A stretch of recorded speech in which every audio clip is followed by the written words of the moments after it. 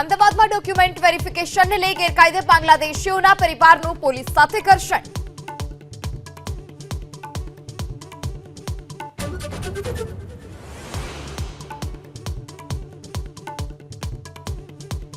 અમદાવાદ અને સુરતમાં બાંગ્લાદેશી ઘૂસણખોરો વિરુદ્ધ કાર્યવાહી પર શરૂ થઈ છે રાજનીતિ. અમિત ચાવડાએ ઘૂસણખોરો વિરુદ્ધ કાર્યવાહીને ગણાવી દેખાડો. આજે તમે એક હુમલો થાય છે, લોકોના જીવ જાય છે, ફરી દેખાવ પૂરતી કાર્યવાહી કરો. હું માનું છું કે હોમ ડિપાર્ટમેન્ટની નિષ્ફળતાઓ છે.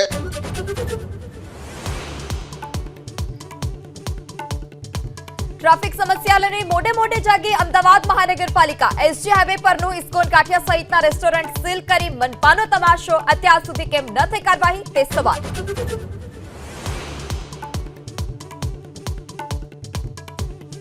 પાકિસ્તાને પોતાનું હવાઈ ક્ષેત્ર બંધ કરતા ડીજીસીએની ગાઈડલાઈન જાહેર. અનેક ફ્લાઇટના સમયમાં થશે વધારો. મુસાફરોને મુશ્કેલી ન થાય તેવી સૂચના.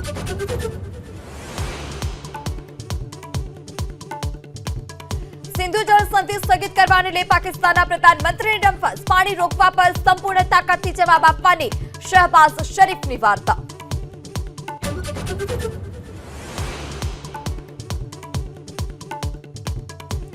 પહલગામ આતંકી હુમલાના વિરોધમાં લંડન અને ડેનમાર્કમાં જબરજસ્ત પ્રદર્શન. ભારતીય સમુદાયના લોકોએ પાકિસ્તાનની વિરુદ્ધમાં કર્યા ભારે સૂત્રોચ્ચાર.